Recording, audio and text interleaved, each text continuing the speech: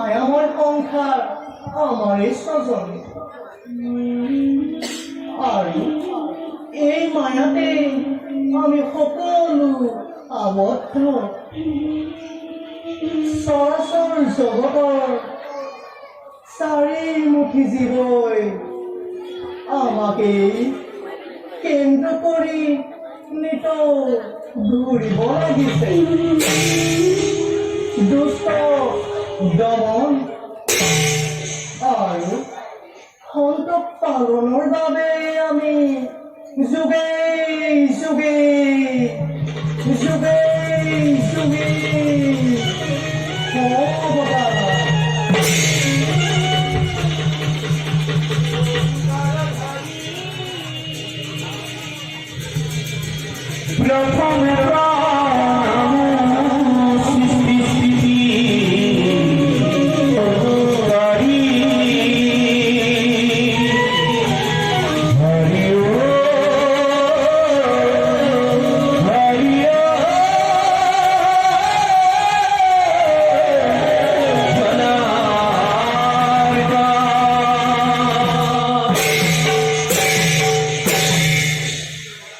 এইবাৰ মহাভক্তক ভক্তি পৰীক্ষা কৰিবৰ বাবে আমি অৱন্তী ৰাজ্যলৈ কৰিম গমন তেওঁ ভক্তিৰ পৰীক্ষা কৰি জগতবাসীক বুজাই দি আমাৰ ভক্তিৰ মহিমা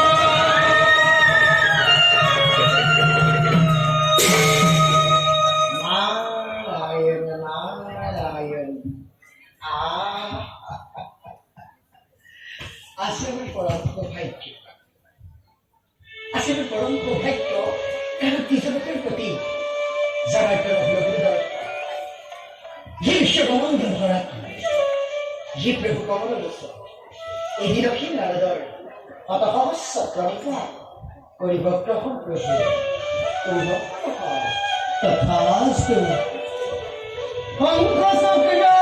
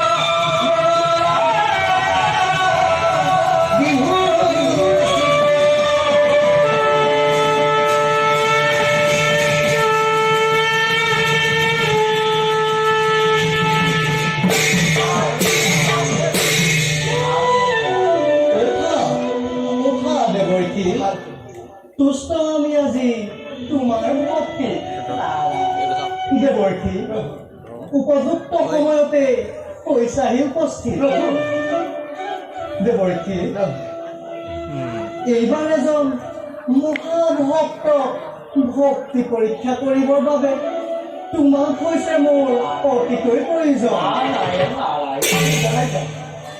কোনখিনি মহান ভক্ত কোনখিনি মহান ভক্ত যাৰ ভক্তিৰ পৰীক্ষাৰ বাবে আজি এই দেৱৰীষীৰ হৈছে প্ৰয়োজন আৰু প্ৰভু যাৰ ভক্তিৰ পৰীক্ষাত পুনৰ জগতত প্ৰতিষ্ঠা সম ধৰ্মৰ মহিমা চলনা চলমাই হৰি পাতি শুনা দেৱৰীষী এইবাৰ ভক্তিৰ পৰীক্ষা হ'ব অৱন্তীৰাজ দ্ৰুমদহেনৰ অৱন্তীৰাজ দ্ৰুমদহেন তেওঁৰ পৰম ভক্ত তেনেস্থলত তেওঁৰ এই ভক্তি পৰীক্ষা নুবুজিলো পৰীক্ষাৰ কাৰণ দেৱৰ্থী তাই নহয় আৰু এটি আছে মহৎ উদ্দেশ্য প্ৰভু সপতিৰ কন্যা সাবিত্ৰীৰ সতীত্ববোৰৰ কথা এই জগতত বিস্তাৰ কৰিব লাগিব নাৰায়ণ নাৰায়ণ প্ৰভু কিদৰে ৰাজা দুৰ্মুখৰ ভক্তি পৰীক্ষা আৰু সাবিত্ৰীৰ সতীত্ব গুণৰ মহিমা আজি জগতত কৰিব বিস্তাৰ শুনা তেন্তে দেৱৰ্থী ভক্তি পৰীক্ষাৰ কথা অৱন্তী ৰাজ্যৰ ৰাজসিংহাসন সেনাপতি উগ্ৰসেনৰ দ্বাৰা অৱৰোধ কৰাই ৰজা ৰাণী আৰু পুত্ৰ সহিতে বনলৈ খেদাই বনবাসত অশেষ কষ্ট ভোগ কৰাব লাগিব অন্যহাতে অশ্বপতিৰ কন্যা সাবিত্ৰীৰ লগত দ্ৰুমদহেনৰ পুত্ৰ সত্যবানৰ বিবাহ কাৰ্য সম্পাদন কৰিব লাগিব কিন্তু বিবাহৰ এবছৰ নহওঁতে অৰণ্যৰ মাজত সৰ্পদংশনৰ দ্বাৰা সত্যবানক নিধন কৰাব লাগিব কিন্তু সাবিত্ৰীৰ সতীত্ব গুণৰ প্ৰভাৱত ধৰ্মৰাজ যমক পৰাভূত কৰি নিজ স্বামীৰ জীৱনৰ লগতে দ্ৰুমদহেনৰ হেৰুৱা ৰাজ্যৰ লগতে ধন জন ঐশ্বৰ্য সকলো পুনৰ ঘূৰাই অনাৰ ব্যৱস্থা কৰিব লাগিব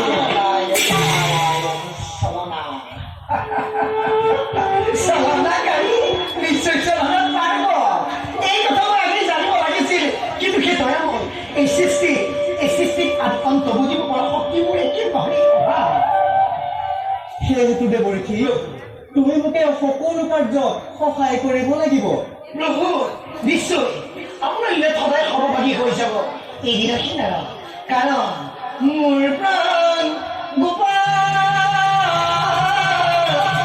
দীনবন্ধু নাৰায়ণ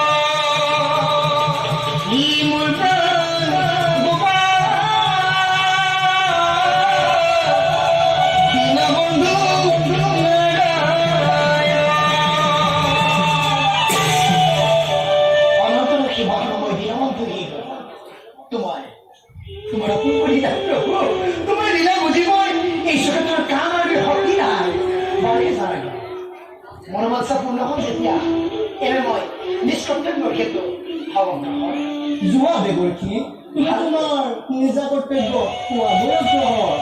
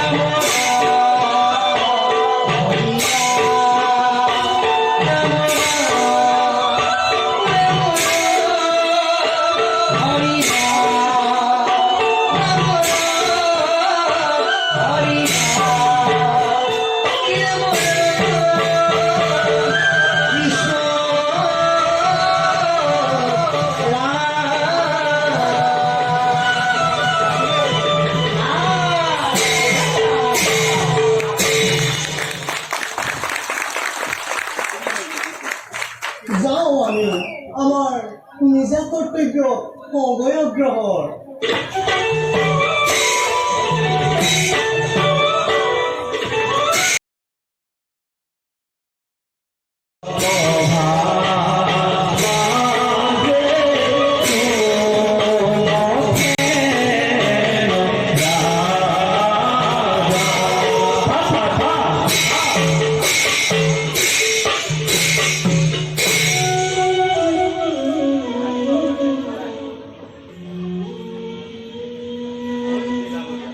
মহাৰাজ আছে ৰে কুখৰে মোৰ অবন্তি কথা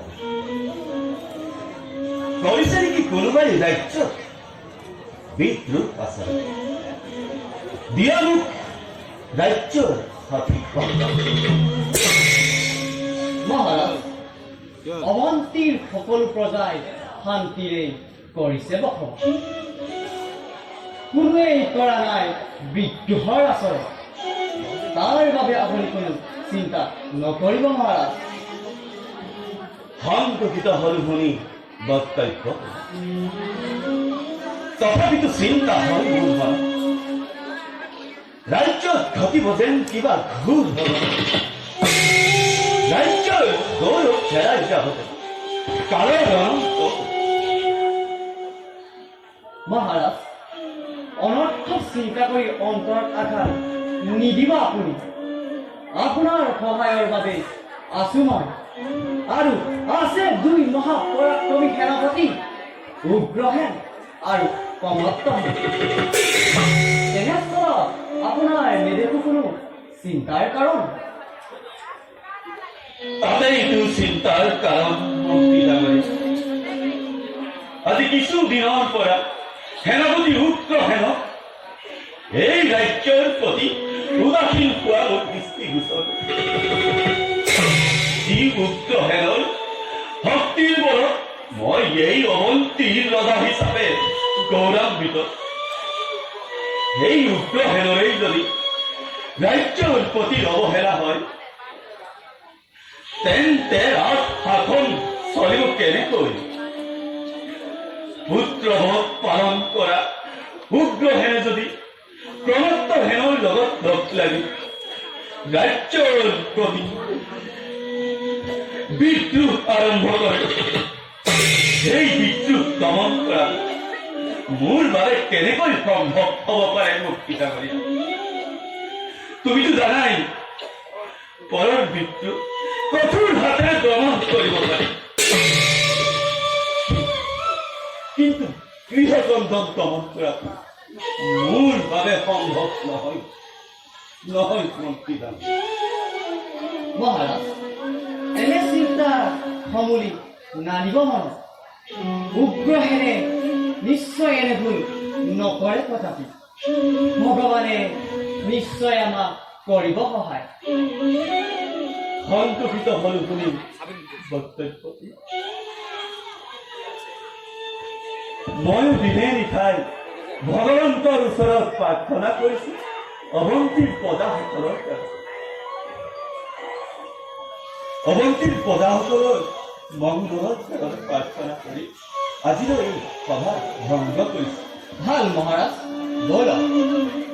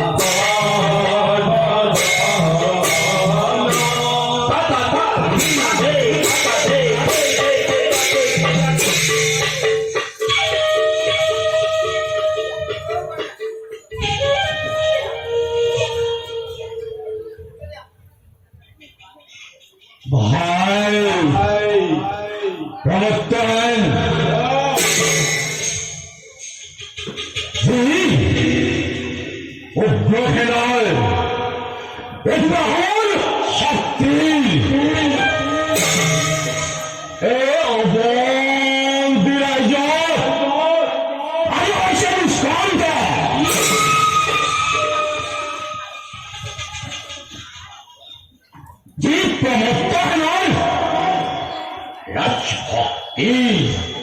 ৰাজভক্তিৰ প্ৰভাৱত আজিও ৰাজ্যত বিদ্ৰোহৰ অগ্নিশিখা প্ৰজ্বলিত হোৱা নাই। ইমানৰ পাছতো এইখন ৰাজ্যৰ ৰজা হ'ব লাগিছিল কোন? আপুনি ৰজা আৰু হৈছে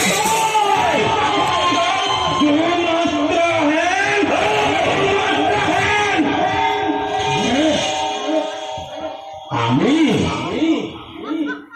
দিনে নিশাই শত্ৰুৰ লগত সংগ্ৰাম কৰি কৰি দেশৰ মংগল চিন্তা কৰি আহিছো, চিন্তা কৰিছো। ৰাজ পৰিয়াল আৰু ৰাজমৰ্যাদা, কিন্তু এইখন ৰাজ্যৰ ৰাজত্বৰে ৰাজভোগ ৰাজ ঐশ্বৰ্যৰ মতলীয়া হৈ আমাক নিশ্চিত ৰাখিবলৈ কাৰ্যকৰী ঘৃণা কৰে। নাই নাই নাই নাই ভাই, মই আৰু সহ্য কৰি থাকিব নোৱাৰো। গতিকে ভাই, মই এটা সিদ্ধান্তৰ কথা ভাবিছো। আপোনাৰ এই সিদ্ধান্তৰ বাবে মই বহুত দিনে অধীৰ অপেক্ষা কৰি আছো। মাথো তুমি ৰাজ্যৰ প্ৰধান সেনাপতি হৈ থকা বাবেহে মোৰ হৃদয়ৰ দাবায়ন ব্যক্ত কৰিব পৰা নাছিলো। আজি শুভক্ষণ মিলিছে যেতিয়া শুনা যাবা মোৰ অন্তৰৰ বুকুত বেদনা,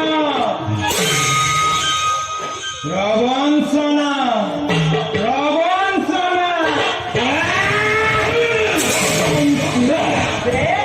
আমাক কৰে প্ৰবঞ্চনা। নিজৰ জীৱন শত্ৰুৰ হাতত বিপন্ন কৰিও ৰাজ্যৰ পিছত ৰাজ্য জয় কৰি আছো আৰু জয় কৰি যাম। কিন্তু এই পাখণ্ড দ্ৰোণোত্তৰেহে ৰাজভোজ ৰাজসিংহাসন অধিকাৰ কৰিব আৰু আমি তেৱে আজ্ঞাবাহিত হৈ জীৱন কটাব লাগিব। অসম্ভৱ দাদা, অসম্ভৱ। গতিকে দাদা, এই পাখণ্ড দ্ৰোণোত্তৰক সিংহাসনৰ পৰা শিৰচ্ছেদ কৰি ৰাজসিংহাসন গতাম তোমাক। শান্ত হোৱা ভাই, শান্ত হোৱা। উত্তেজিত নহবা। উত্তেজনাৰ বশৱৰ্তী হৈ কোনো কাৰ্য কৰিলে সমাধান সেই কাৰ্য ফলৱতী নহয় কদাপি। গতিকে ভাই, এই ক্ষেত্ৰত আমি ধীৰে সুস্থিৰে আগবাঢ়িব লাগিব। শুনা শুনা মোৰ সিদ্ধান্তৰ কথা। প্ৰথমে মন্ত্ৰী শুভকৰ্ণক এই মন্ত্ৰী ৰাজ্যৰ লালসা দেখুৱাই আমাৰ বিদ্ৰোহৰ পাতনি মেলিব লাগিব। মন্ত্ৰীৰ সহায়ত পত্নী পুত্ৰ সহ ৰজাক চিৰবন্দী কৰিব লাগিব অন্ধকাৰ কাৰাগাৰত।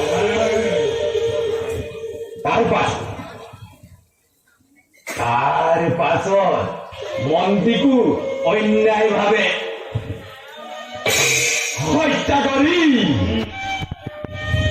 এই মন্ত্ৰী ৰাজ্যৰ ৰাজ সিংহাসন কৰিম গ্ৰহণ গতিকে ভাই বিলম্ব নকৰি তুমি যোৱা মন্ত্ৰী ডাঙৰীয়াক মাতি আনা আমাৰ এই ভক্ত স্থানলৈ। ভাল দাদা।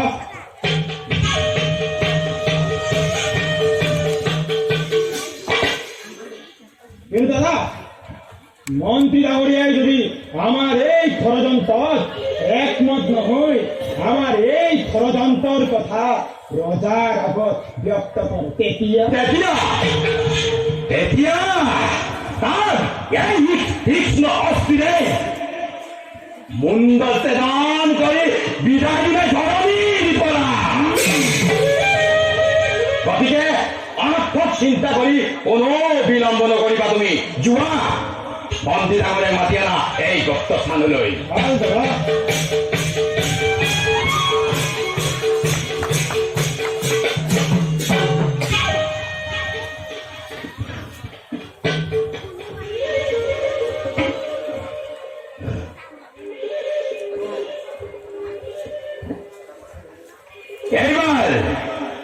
এবাৰ সাবধান হোৱা দুৰ্মত্ত হেন।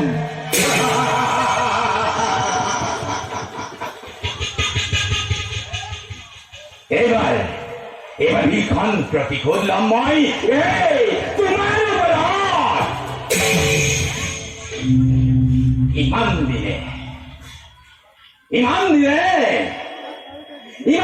দিনে এই দাগত ধৰি শিকলি পিন্ধি সহ্য কৰি আছিলো কিন্তু নহব এইবাৰ দাগত ধৰি শিকলি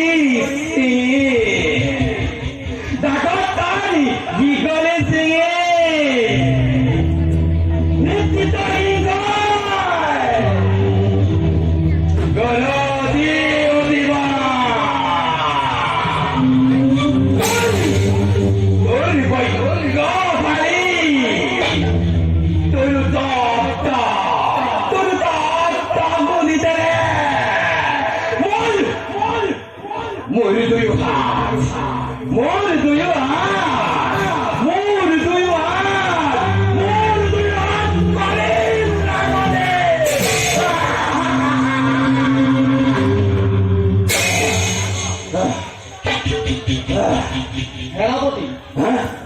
সেনাপতি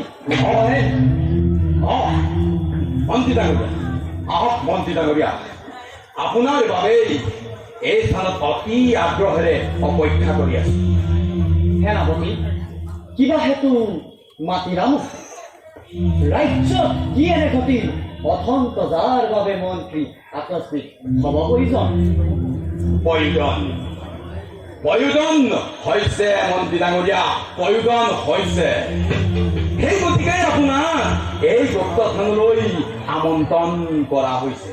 শুনক মন্ত্ৰী ডাঙৰীয়া আমি এই ৰাজ্যৰ ৰজাৰ বিৰুদ্ধে বিদ্ৰোহ কৰিব খুজিছো। বিদ্ৰোহ কৰিব খুজিছা ৰাজ্যৰ বিৰুদ্ধে? বিদ্ৰোহ কৰিব খুজিছো।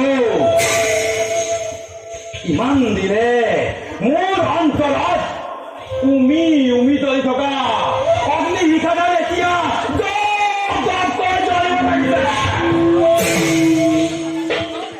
যদি আপুনি এই ক্ষেত্ৰত আমাক অলপ সহায় কৰে তেন্তে এই অবন্দী ৰাজ্যৰ অধাংশ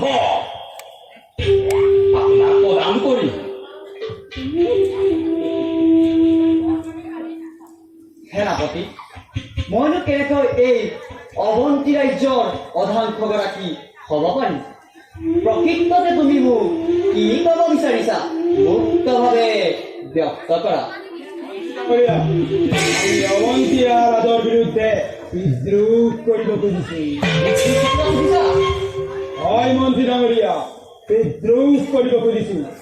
আমাৰ সকলো আছে, শক্তি আছে, সামৰ্থ্য আছে আৰু কৌশল উদ্ভাৱন কৰিব পৰা এটা মস্তিষ্কও আছে। কিন্তু আজি সকলো থাকিও আমাৰ হাতত একো নাই। সেইবাবে আমি ৰাজ্যত বিদ্ৰোহৰ ঘোষণা কৰি ৰজা ক্ষমতাচ্যুত কৰি হস্তক্ষেপ কৰিব খুজিছো আৰু তাৰ বাবে লাগে আমাক একতা আৰু দৃঢ়তা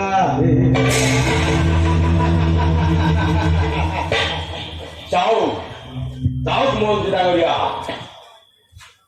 আপুনি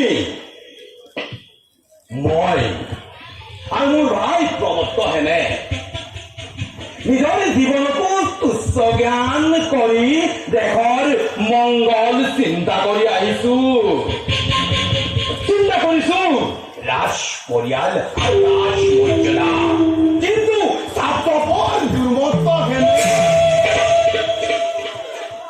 ৰাজকোষ ৰাজ অধৈৰ্যত মতলীয়া হৈ আপোনজনকো পাহৰি পেলাইছে গতিকে এই বিদ্ৰোহৰ প্ৰতিশোধ ল'বৰ বাবেই ৰজাক পত্নী পুত্ৰ সম্বন্ধীতে চিৰবন্দী কৰিব খুজিছো ৰজাক বন্দী কৰিব খুজিছা কেৱল বন্দী তথাই নহয় প্ৰয়োজন সাপেক্ষে মই সিহঁতক মৃত্যুদণ্ডেৰে দণ্ডিত কৰিম তাৰ পাছত এই অৱন্তী ৰাজ্যৰ এক অংশ গৰাকী হ'ব আপুনি বাকী অংশ গৰাকী হ'ব এই উগ্ৰসেনৰ এই দুয়োখন ৰাজ্যৰে প্ৰধান সেনাপতি হ'ব আমাৰ ভাই প্ৰমত্ত হেন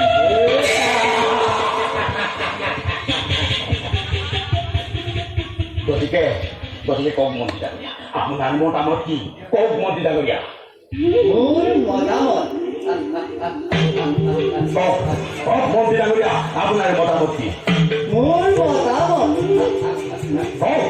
কওক মন্ত্ৰী ডাঙৰীয়া আপোনাৰ মতামত কি মন্ত্ৰী ডাঙৰীয়া আপোনাৰ মতামত কওক মোৰ মতামত মন্ত্ৰী ডাঙৰীয়া আপোনাৰ মতামত কওক মোৰ মতামত